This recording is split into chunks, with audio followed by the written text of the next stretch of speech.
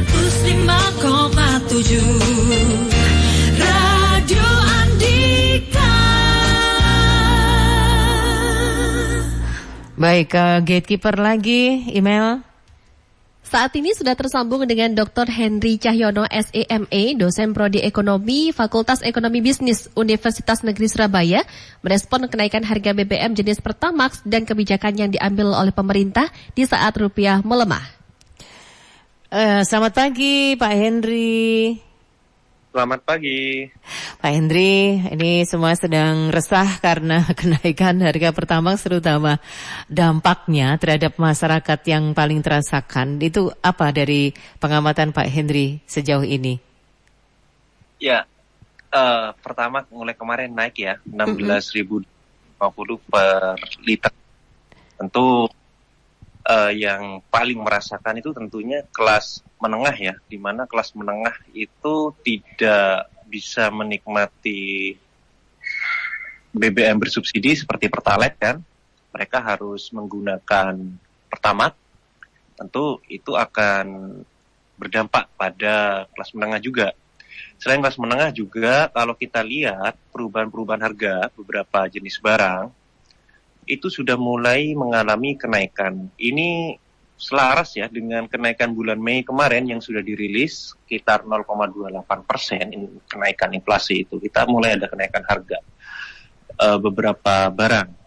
Dan yang lumayan mengkhawatirkan kalau kita di Surabaya misalnya ya, ini kan pekerja online ya, seperti ojek online dan sebagainya, itu harga oli itu udah naik sekitar 45%-an gitu ya. Ini tamaknya naik juga gitu ya. Ini artinya masyarakat pendapatannya akan semakin terkuras untuk konsumsi kelas menengah itu. Gitu Mbak ya. Oke. Dan yang paling terasa kan karena kayak untuk kelas bawah masih ada bantuan-bantuan sosial ya, yang sosial safety net masih ada. Yang menjadi penyangga mereka. Nah, ini dari pandangan Pak Henry sendiri, keputusan menaikkan harga Pertamax ini apakah sudah tepat di saat situasi seperti sekarang ini, Pak Henry? Ya, tepat tidak tepat dengan situasi yang ada ya, sepertinya itu memang pilihan yang terakhir ya, yang dimiliki oleh pemerintah ya untuk menaikkan Pertamax, karena sebelumnya yang naik itu kan hanya BBM Pertamax, turbo gitu ya, pertama non subsidi yang lain selain Pertamax, sehingga kenaikannya dari 12.000-an ke 16.250 itu kan sudah sekitar 40%-an lebih itu kan. Artinya apa? Jadi ini tidak ada pilihan lain untuk menaikkan itu ya, sehingga ini dinaikkan, tapi menjadi masalah ketika pendapatan masyarakat tidak naik. Kita contoh aja pendapatan ASN atau PNS itu ya, itu tidak ada kenaikan gaji. Sudah lama juga. Sehingga penyesuaian harganya ini tentu akan berakibat sangat berat, khususnya bagi masyarakat yang berpenghasilan tetap dan berpenghasilan rendah. Ya. Sehingga ini berat sekali nih, tentu konsumsi untuk biaya konsumsi akan semakin meningkat untuk pengeluaran konsumsinya. Seperti itu. Oke, Pak Henry, apakah keputusan menaikkan harga Pertamax itu sudah dengan pertimbangan dampaknya ke masyarakat yang dilakukan oleh pemerintah, kira-kira? Iya.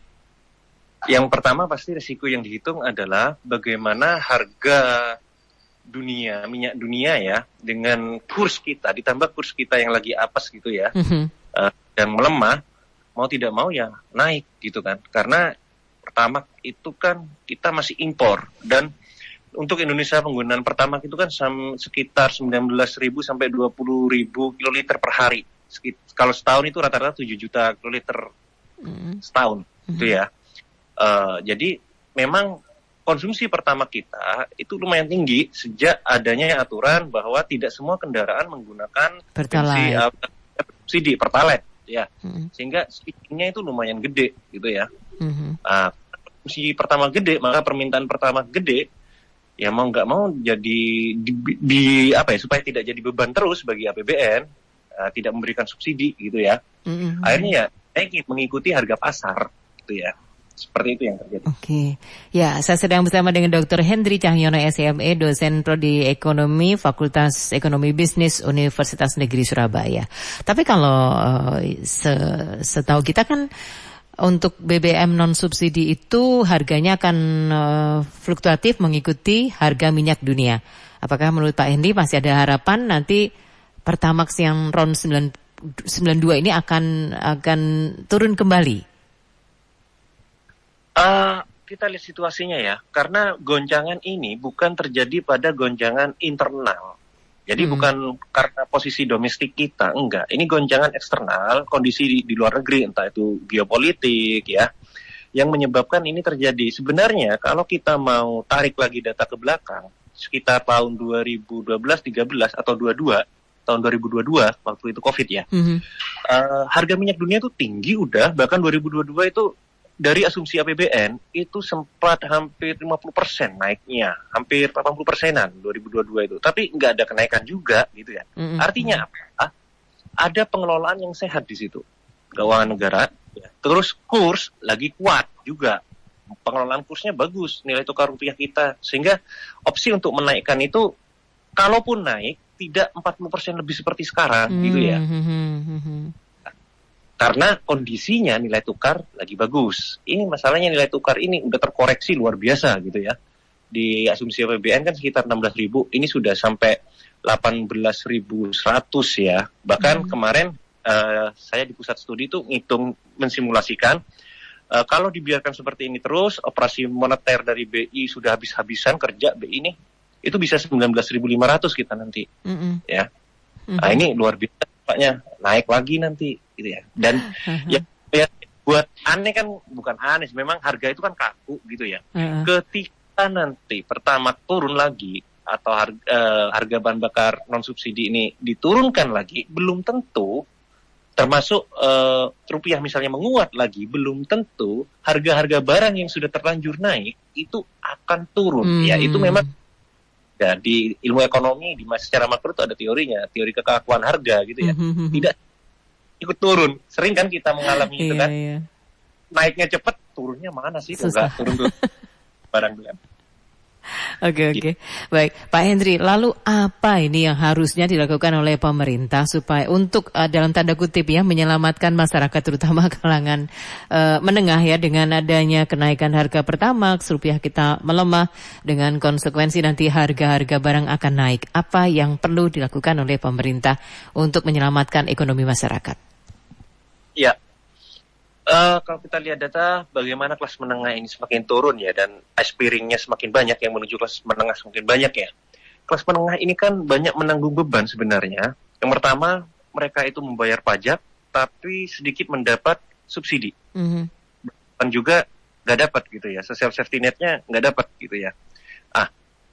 Pilihannya kan gini, dalam pengelolaan APBN itu bisa dilakukan yang namanya cut government expenditure, dilakukan pengurangan pendanaan program pemerintah, ya kita tinggal petakan aja program pemerintah apa tuh yang paling banyak ngabisin APBN, gitu kan?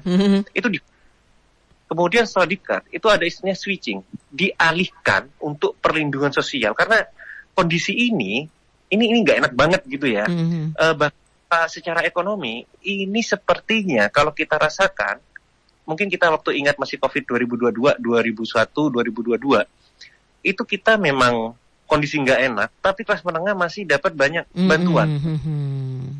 Kemudian bantuan prakerja secara tunai gitu ya, itu ada.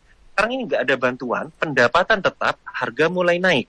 Saya bukan fear-mongering ya, atau nakut-nakutin masyarakat, enggak, tapi angka bagi saya, seorang ekonom tuh, saya nggak bisa ngomong selain angka gitu ya. Kita menunjukkan itu memang gitu ya. Mau nggak mau pemerintah, kalau memang harus tidak ada pilihan lain menaikkan harga BBM non subsidi, ya social safety net-nya ini harus muncul.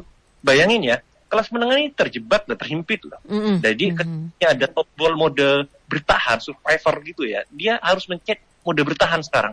Jangan kelas menengah ini utang hanya untuk konsumsi. Ini yang bahaya. ya kelas menengah tidak akan turun menjadi kelas miskin karena mereka punya pendapatan di atas 2 juta. Iya. Nggak akan dia menjadi miskin. Cuma tergeruslah pendapatannya dia harus bertahan. Ya. Jangan sampai utang untuk konsumsi. Ini yang bahaya bagi kelas menengah. Sedangkan kelas atas ya mendapatkan fasilitas di pasar keuangan dengan suku bunga obligasi 1 tahun jangka pendek 6,7%, yang punya uang sekarang alihkan aja ke obligasi jangka pendek, dapat uang banyak tuh, cuan tuh, gitu kan. Tapi kelas menengah mau investasi, mau saving, uangnya cukup untuk konsumsi hari ini. Iya. Kan sempit kan? Ya, seperti itu yang terjadi. Oke, tapi kira-kira sudah disiapkan atau belum ya social safety net-nya, Pak Hendri, dari yang didengar Pak Hendri? Saya belum mendapatkan ini ya, respon berita atau sumber tentang social safety net menghadapi hal ini. Karena yang saya dengar misalnya masih fokus tentang bagaimana pengelolaan MBG, ya, efisiensi. Ya, kalau di efisiensi mau diapakan gitu. Setelah efisiensi mau diapakan? Nah, hasil efisiensi mestinya cut tadi itu, cut budgeting untuk beberapa program yang memang memakan porsi yang besar untuk APBN, ya kita gunakan untuk social safety net. Ini sudah, waktu itu saya ingat menterinya, mulai dari menterinya Pak Khatib Basri, Bu Sri Mulyani, ketika ada kenaikan seperti ini, social safety net ini jalan terus. Langsung muncul ya. Iya, itu kan pelampungnya masyarakat. Gitu, pelampung. Ini belum muncul, kelas menengah. Gitu ya. Ini belum muncul. Oke, seperti itu. Oke, baik. Pak Hendri, terima kasih banyak. Kita sudah dapat masukan-masukan luar biasa seperti hari ini. Nanti kita akan ngobrol lagi dengan topik yang lain, Pak Hendri. Terima kasih. Terima kasih. Baik. Dr.